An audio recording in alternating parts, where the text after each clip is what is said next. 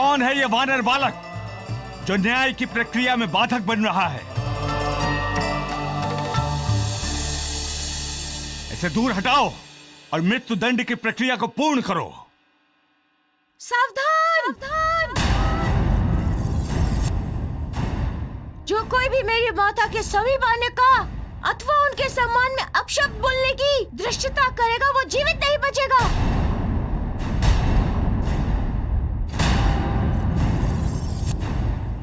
वानर बालक, तुम जिसका पक्ष ले रहे हो वो एक अपराधिनी है। यदि तुम इसका पक्ष लोगे तुम भी मृत्यु दंड के भागीदार बनोगे। राजन, यदि किसी में साहस है तो आगे बढ़े।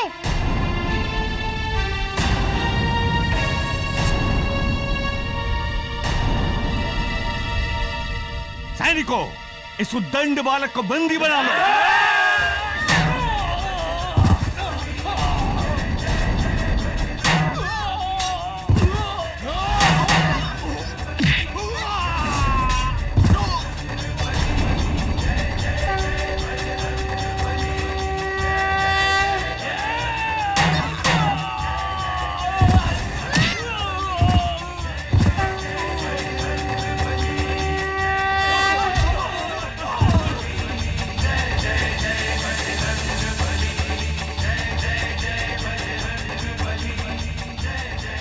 राजन, मेरी माँ के संदर्भ में बुरा करने वाला तो दूर, अप्रिय सोचने वाला भी मेरे हाथों मृत्यु निश्चित पाएगा।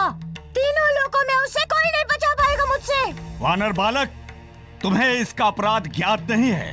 ये मेरे पुत्रों की हत्यारिणी है। असंभव! सूर्य देव का उदय पश्चिम से संभव है। दसों दिशाओं का अपना मूल मार्ग छोड़ना संभव है, किंतु मेरी माँ का ऐसा घृणित कुकृत्य करना तो दूर, उसका सोचना भी असंभव है। आपको अवश्य ही कोई भ्रम हुआ है राजन। बालक, जब प्रमाण प्रत्यक्ष हो तो भ्रम अपने आप समाप्त हो जाता है, उसकी मृत्यु हो जाती है। तुम्हारी माँ की पोटली से ही मेरे पुत्रों के कटे हुए शीश प्राप्त हुए थे। कोई आवश्यक नहीं है कि नेत्र से देखी हुई समस्त वस्तुएं, समस्त घटनाएं वही हों। हो सकता है कि आपके पुत्र जीवित हों।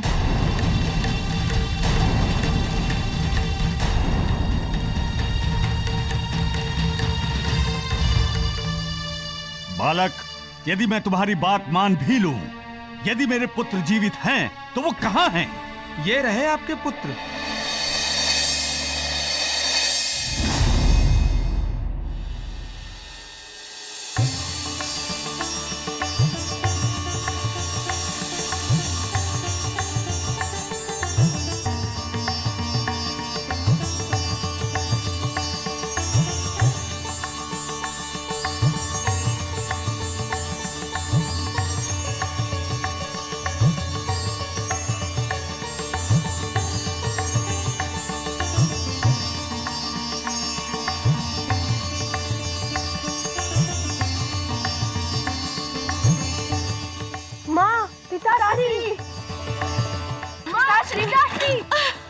मेरे पुत्र, मेरे पुत्र।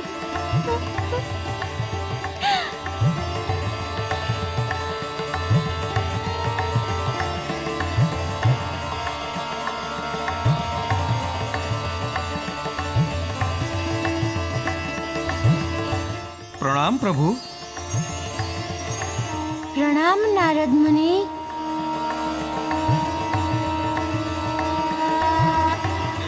तुम लोग कहाँ चले गए थे? कहाँ चले गए थे तुम लोग अपनी माँ को छोड़कर? हम वन में थे, मार्ग भटक गए थे पिताश्री।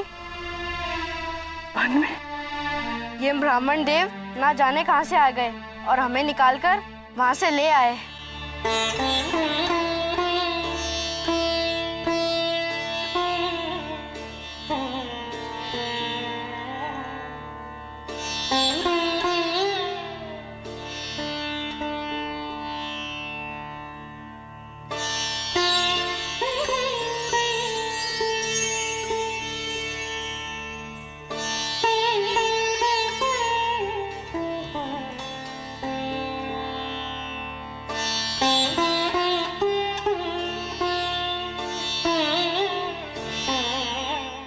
मैं क्षमा प्रार्थी हूं। मुझसे बहुत बड़ी भूल हो गई। भ्रम के वशीभूत मैंने तुम पर बहुत अत्याचार किए, बहुत अन्याय किया तुम पर। मुझे क्षमा कर दो बहन।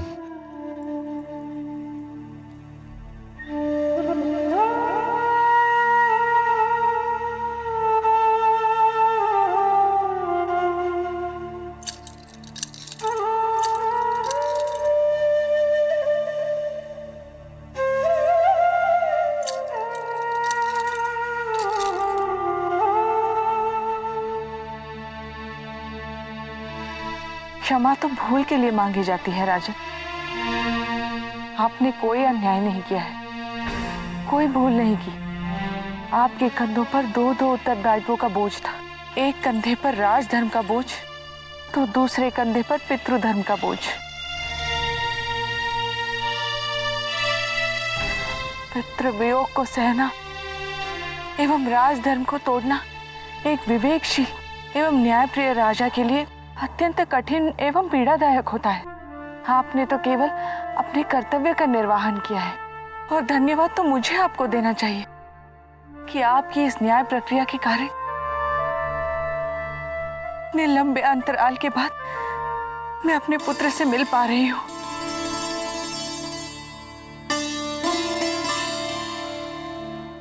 आपका बहुत बहुत धन्यवाद। आपने अपनी बहन को प्रसन्नता का इतना बड़ा उपहार दिया है कि मैं जीवन भर आपको नहीं भुला पाऊंगी। अच्छा, अब हमें आज्ञा दे।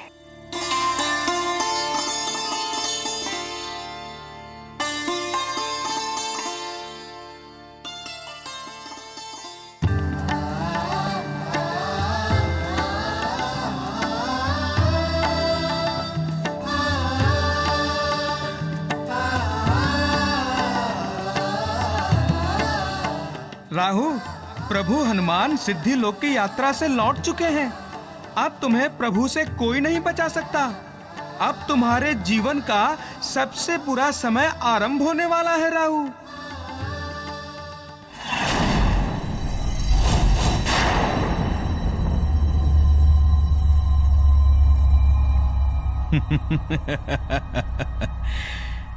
देवी माया, महाराज केसरी एवं महारानी अंजना के जीवन की बिछी चौसर पर मैंने दुखों एवं कष्टों के ऐसे पासे फेंके हैं जिसने मृत्यु दंड दिलवाकर एक का तो जीवन ही शेष कर दिया है, शीश काटने के अपराध में। दूसरे को दुखों के कोलू में ऐसा जोता है कि वो जूते जूते ही अपना जीवन समाप्त कर देगा। और तीसरा मेरा शत्रु मारुति लौट कर आने के पश्चात इनकी पीड़ा का वृतांत सुनकर अपने प्राण त्याग देगा।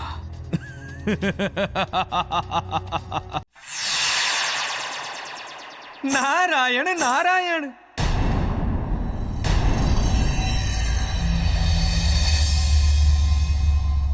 नारद मुनि, आप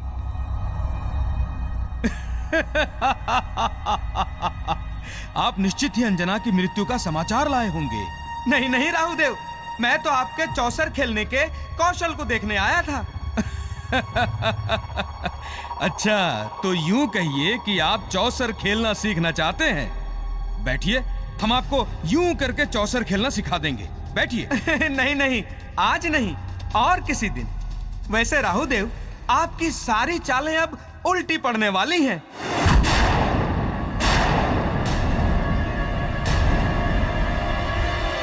मुनिवर, राहु की चालें कभी उल्टी नहीं पड़ती, कभी नहीं। नारायण नारायण, किंतु समय का चक्र अब उलट गया है राहुदेव। संभव है कि अब चाल चलने वाला ही चौसर पर यत्र तत्र लुढ़कता फिरे। नारद मुनि, आपकी बातें कुछ रहस्यमयी लग रही हैं। आशय क्या है आपके कहने का? आशय ये है कि माता अंजना पूर्णतः सुरक्षित है राहुदेव।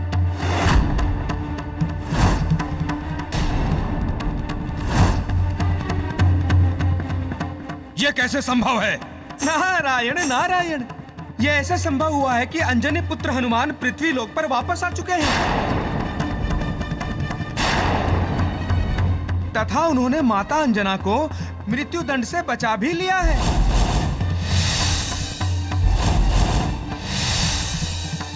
मैं तो आपको समझाने आया था कि यदि आप अपना जीवन बचा सकते हैं तो बचा लीजिए।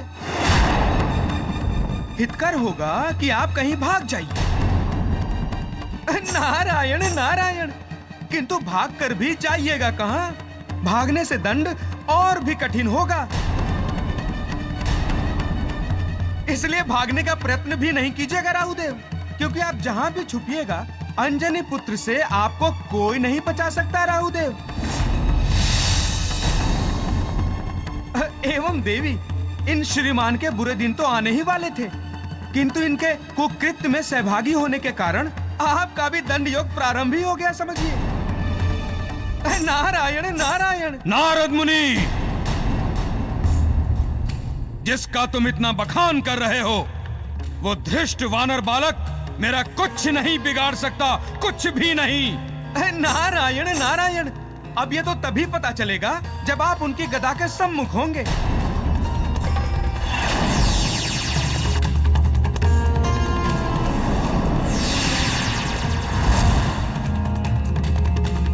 तब तक समय की प्रतीक्षा कीजिए। नारायण नारायण।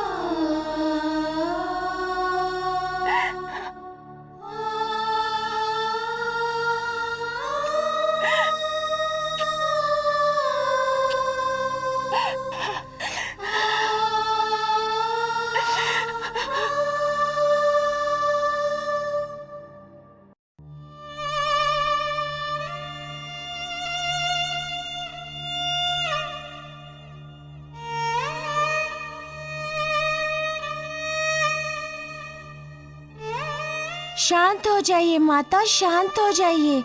मैं आ गया हूँ ना, अब सब ठीक हो जाएगा। आप विलाप मत कीजिए। एक पल को ऐसा लगा जैसे मैं अब तुम्हें अपने जीवन में देख ही नहीं पाऊंगी।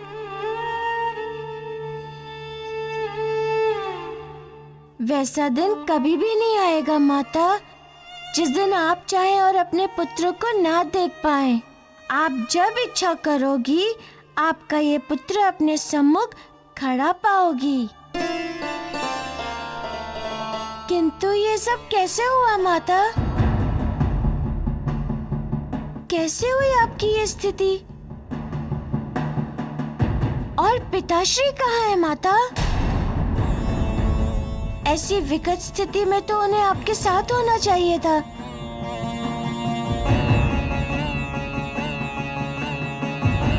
पार्वती, परिस्थितियां इतनी विषम हो गई थी कि मेरा जीवन बचाने हेतु उन्हें मुझे त्यागना पड़ा। उन्हें मुझे त्यागना पड़ा। उन्हें मुझे त्यागना पड़ा। आज से, अभी से, इसी क्षण हमारे एवं हमारी पत्नी के अटूट संबंध को समाप्त करता हूँ।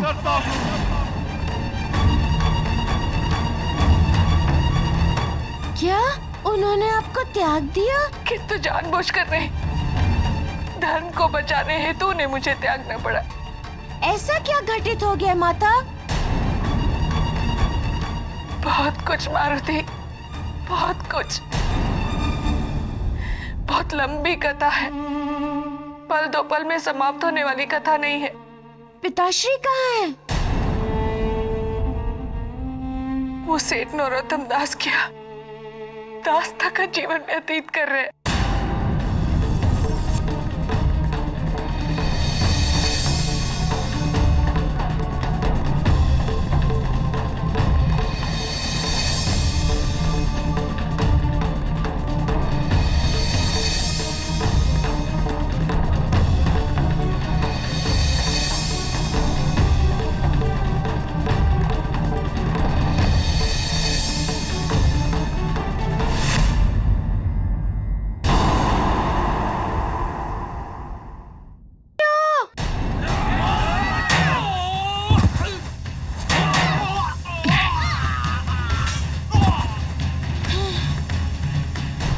राजन, मेरी माँ के संदर्भ में बुरा करने वाला तो दूर, अप्रिय सोचने वाला भी मेरे हाथों मृत्यु निश्चित पाएगा।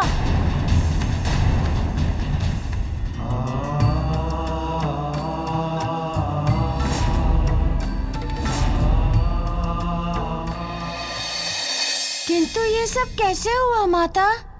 कैसे हुई आपकी ये स्थिति? और पिताश्री कहाँ है माता?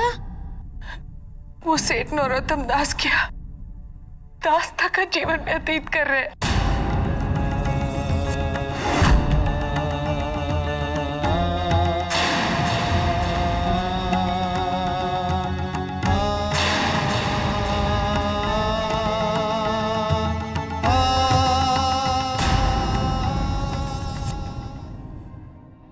ऐसी दुखद परिस्थितियाँ कैसे हुआ ये सब? और ये सेठ नरोत्तम कौन है? आपको त्यागने के पीछे कौन सी विवशता है पिताजी की?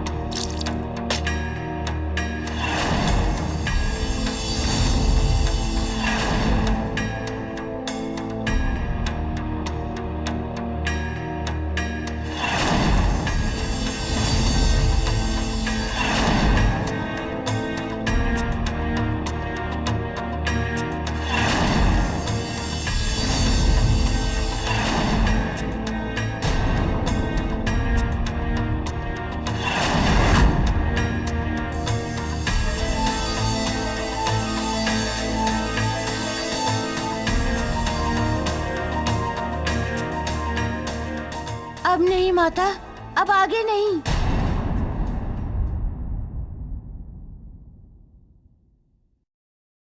मुझ में अब सुनने का साहस नहीं है। ये सब आपने और पिताजी ने सहन कैसे किया? ये सोच सोच कर ही मेरा हृदय फटा जा रहा है। किंतु अब सब भूलने का प्रयत्न कीजिए, ये सोचकर कि समय ने परीक्षा ली है, अग्नि परीक्षा।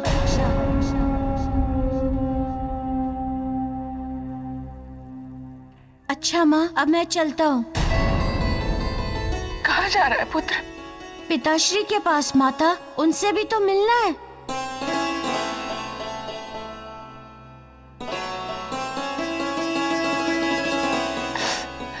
अवश्य मारुति।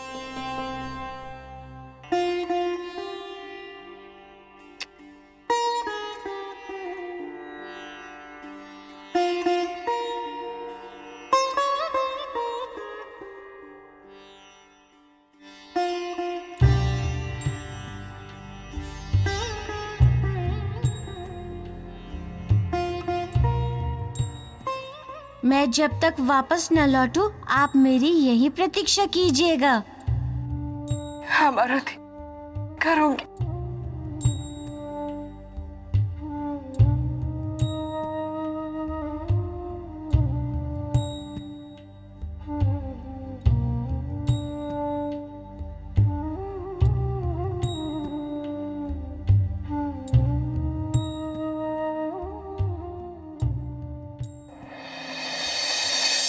ये क्या हो रहा है विधाता? तुम ये मेरी कैसी अग्नि परीक्षा ले रहे हो? अब तक ना तो पुत्री अंजना का कोई पता चला है और ना ही केसरी के बारे में कोई समाचार मिला है। मैं करूं भी तो क्या करूं? मेरी दुविधा तो ये है कि बहिष्कार के बाद मैं अंजन प्रदेश भी नहीं जा सकता। मैं क्या करूं विधाता, मैं क्या करूं? नारायण नारायण।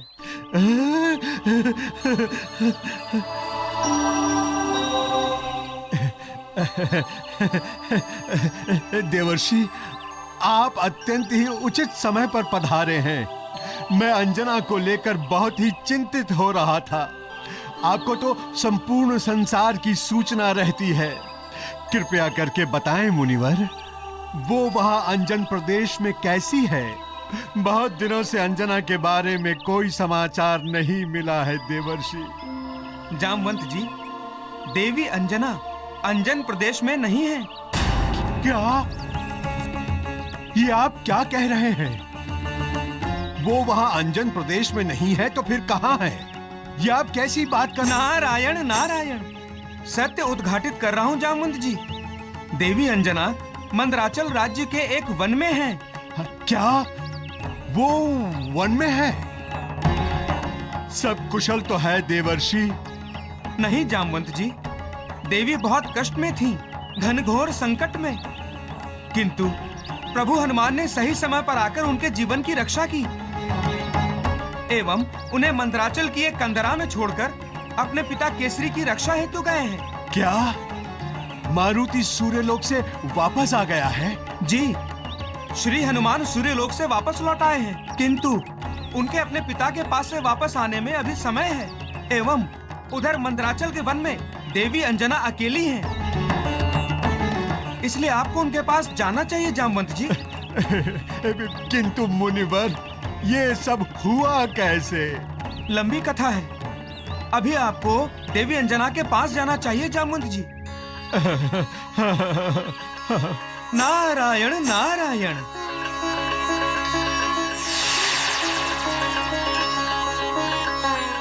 जामवंत जी, जामवंत जी, ऐसा प्रतीत होता है मानो इस वन में फल भी समाप्त हो गए हैं। महाराज, इन फलों को छोड़िए और चलिए मेरे साथ।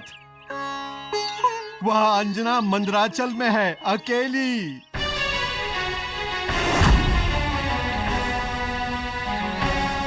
क्या? हाँ महाराज, चलिए चलिए।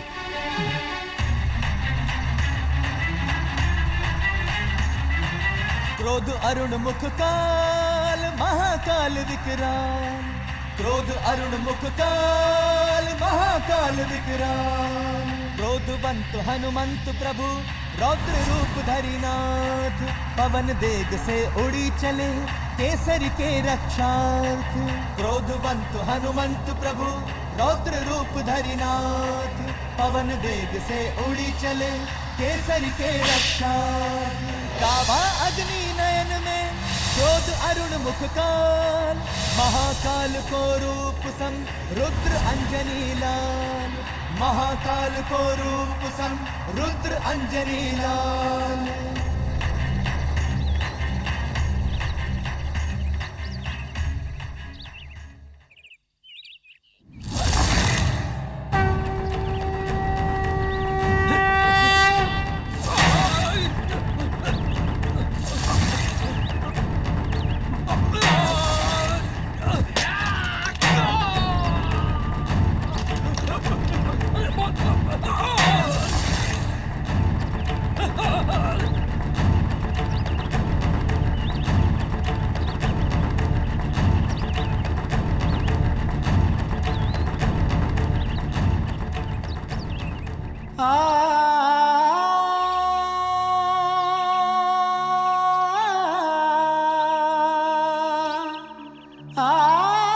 मेरे पिताश्री,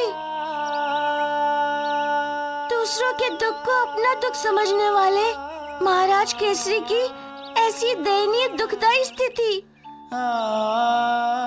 कि वो बैल बने कोलू चला रहे हैं। पिताश्री, पिताश्री, पिताश्री, मेरे पिताश्री की ऐसी स्थिति कि उन्हें कुछ भी, यहाँ तक कितने समय बाद अपने पुत्र के द्वारा उच्चारित पिता शब्द भी उन्हें सुनाई नहीं दे रहा।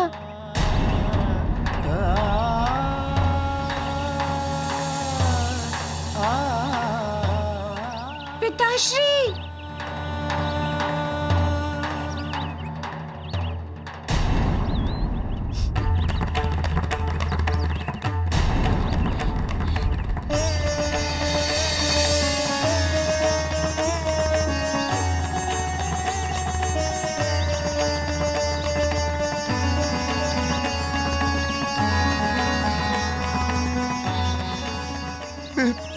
मेरे पुत्र,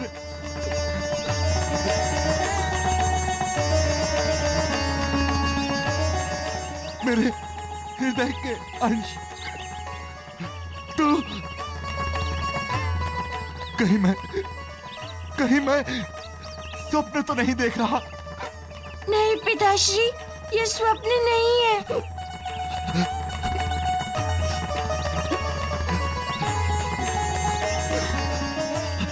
मारुति, मेरे पुत्र,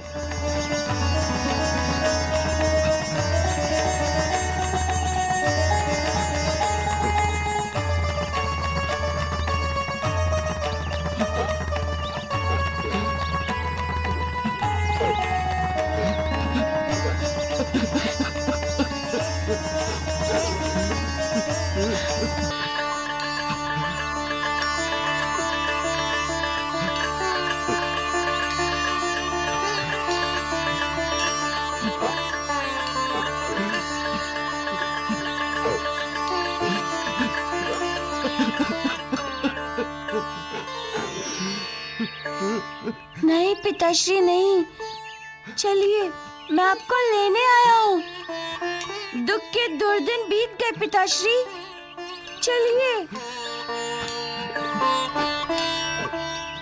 नहीं पुत्र नहीं, मैं यहाँ से कहीं नहीं जा सकता। मैं यहाँ का दास हूँ। मेरे पिता किसी के दास नहीं हो सकते, किसी के भी नहीं। मेरे पिता को दास बनाकर रखने की दक्षता संसार के किसी भी प्राणी में नहीं है।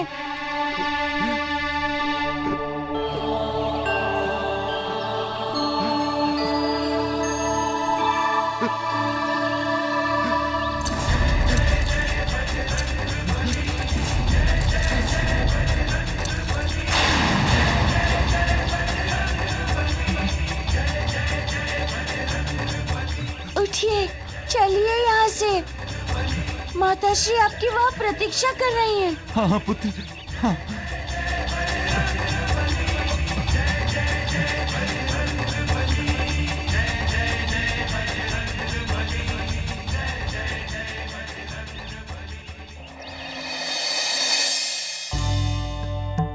हमें एक संदेशा क्यों नहीं भिजवाया पुत्री?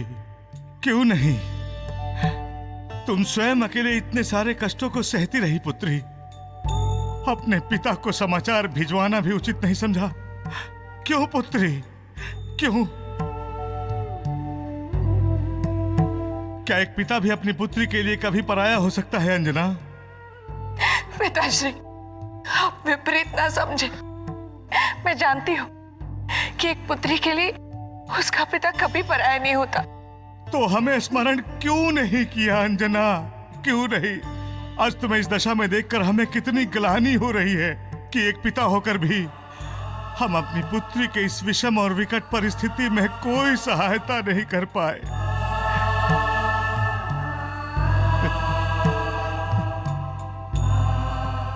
पिताश्री, घटनाक्रम इतनी तीव्रता से घटित हो रहे थे, परिस्थितियां इस प्रकार अपना रूप एवं आकार परिवर्तित कर रहे थे कि ना तो कुछ सोचने का समय मिला और ना ही संभालने का।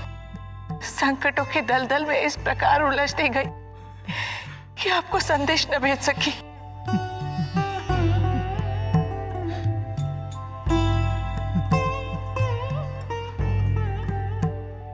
मारुति कहाँ है पुत्री?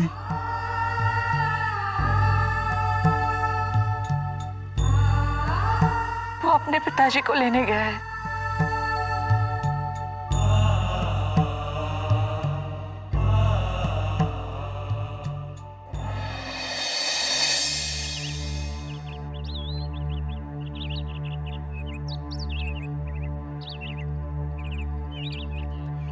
ठहरो वानर बालक।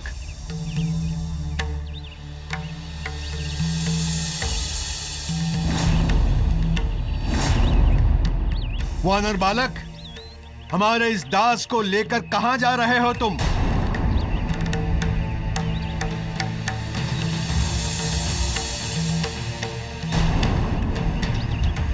ये दास नहीं है, मेरे पिताश्री हैं।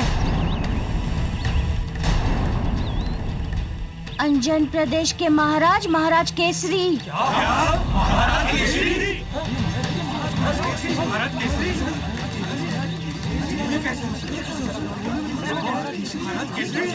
ये दास नहीं है, मेरे पिताश्री हैं।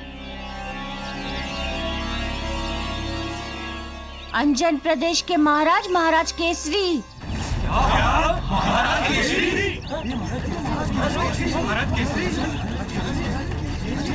क्या? महाराज केसरी? हमसे बहुत बड़ा अपराध हो गया, हमसे बहुत बड़ा पाप हो गया।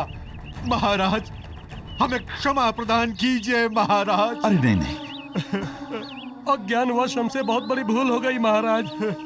महाराज, हम आपके अपराधी हैं महाराज, हमें दंड दीजिए महाराज, हमें दंड दीजिए।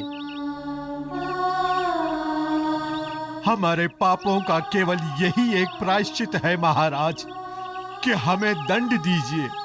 जो समय द्वारा स्वयं ही दंडित हो रहा हो, वो दूसरों को क्या दंड देगा प्रमुख जी? अपितु आवेश में आकर अपने ही द्वारा किए गए अभद्र अशोभनीय व्यवहार के लिए मैं आप सबसे क्षमा प्रार्थी हूं।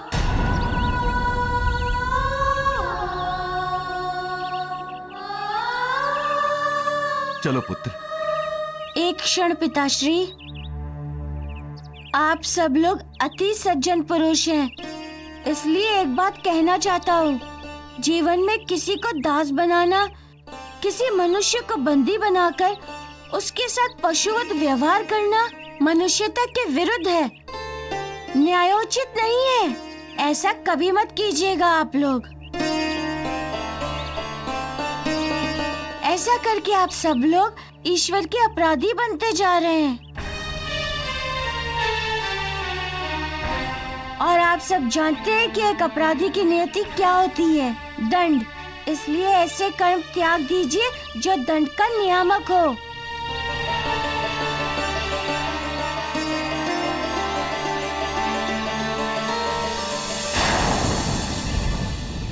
बहुत ज्ञान दे रहा है तू। कौन है तू?